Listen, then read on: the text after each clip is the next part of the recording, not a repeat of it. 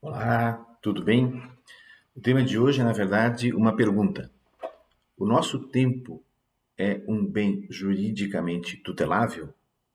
Vou perguntar diferente.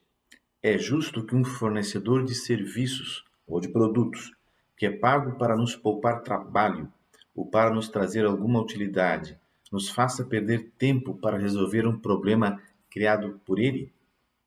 Falando de forma mais simples e direta, o tempo tem preço? Quando se fala em tempo, todos lembramos da linda mensagem do ex-presidente uruguaio Mujica, que dizia com aquele sotaque maravilhoso e aquele tom grave, inconfundível, que o que estamos gastando é tempo de vida. Quando compramos algo, disse ele, não compramos com dinheiro, mas com o tempo de vida que tivemos que gastar para obter esse dinheiro. E aí ele conclui: mas há uma diferença. A única coisa que não se pode comprar é a vida. O desembargador Saul Staio, do Tribunal de Justiça de Santa Catarina, em acórdão lavrado recentemente, em maio desse ano, acabou enfrentando esse tema bonito e difícil. Numa cidade do interior do estado, um senhor era cliente faz anos de uma companhia telefônica.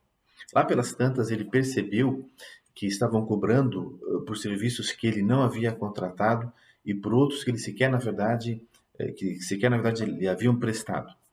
Então, durante muito tempo, esse consumidor apresentou pedidos administrativos, as cartas, para a empresa, e-mail, enfim, WhatsApp, para que as cobranças cessassem e também para que devolvessem os valores cobrados a mais. Essa situação se arrastou por um longo tempo e a empresa ou não respondia ou sempre apresentava alguma justificativa para não devolver o dinheiro e, pior de tudo, ainda não cessava com as cobranças indevidas. Então, depois, e ele documentou bastante bem isso no processo, depois de incontáveis reclamações e de um enorme tempo gasto, ele cansou. O consumidor, então, ingressou em juízo e o juízo de primeiro grau sentenciou muito bem.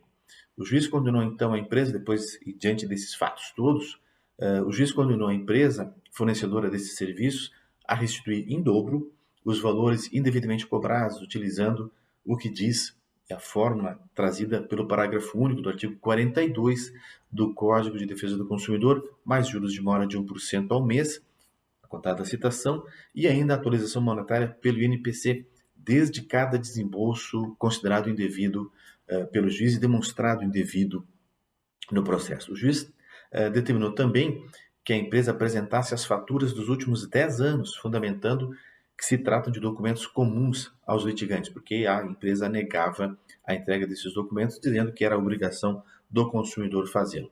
E para finalizar, a sentença condenou a empresa no pagamento de danos morais, com fundamento no artigo 6º, inciso 6º também do Código de Defesa do Consumidor, também acrescido de juros de mora e correção pelo INPC. No recurso da empresa, foi defendida a legalidade da cobrança e pedido afastamento dos pedidos do autor.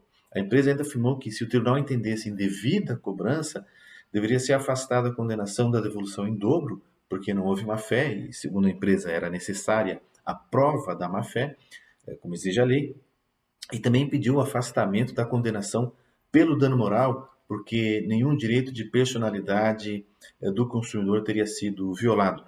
E há uma corrente nesse sentido, lastreada no entendimento das cortes alemãs. Olha, pessoal, nas minhas sentenças já faz muitos anos, sou juiz há 28 anos, então já faz muitos anos, sempre afirmei que a leitura que se fazia do parágrafo único do artigo 42 do CDC estava equivocada.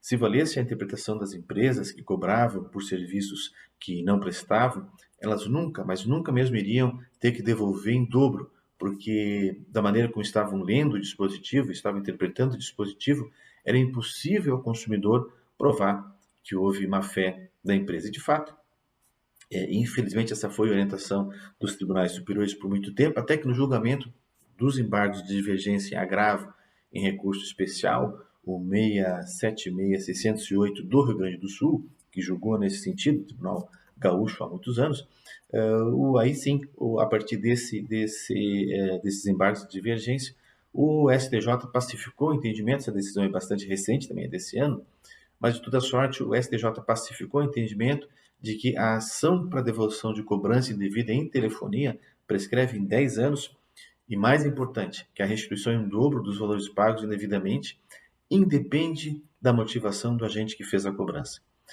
E a partir disso, o Acórdão de Santa Catarina confirmou a sentença, condenando a empresa a devolver o valor cobrado indevidamente em dobro, e foi ainda mais enfático quanto aos danos morais. Na decisão, na inteligente decisão, o desembargador Saul Staio nos deu uma lição muito importante a respeito do tempo. E aí, utilizando a teoria do desvio produtivo, ele condenou a ré por ter tirado o que as pessoas têm de mais precioso, que é justamente o seu tempo. Nesse caso particular, ele afirmou que o consumidor foi vítima do mau atendimento pela empresa e precisou ainda desperdiçar o seu tempo para tentar resolver um problema criado por quem era pago para facilitar a vida do consumidor. E isso tudo tem um custo, o custo do tempo. E o tempo, é um bem irrecuperável.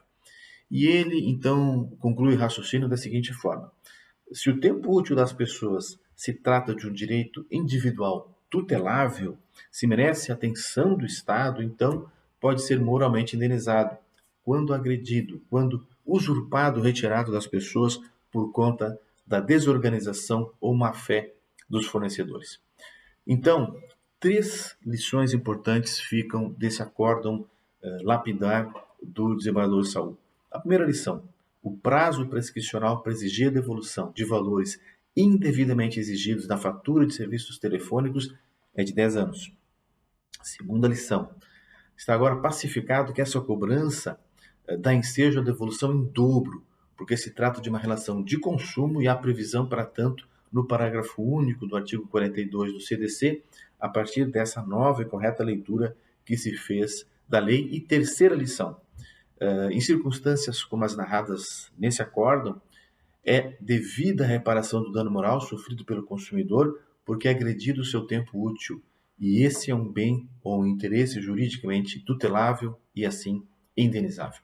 Portanto, andou muito bem o desembargador Saul Staio do TJ de Santa Catarina no recente acórdão de sua lavra. Nós esperamos que decisões outras prestigiem o tempo das pessoas, esse bem maravilhoso que nos foi concedido, mas que é irrecuperável. Obrigado pela atenção, um abraço a todos.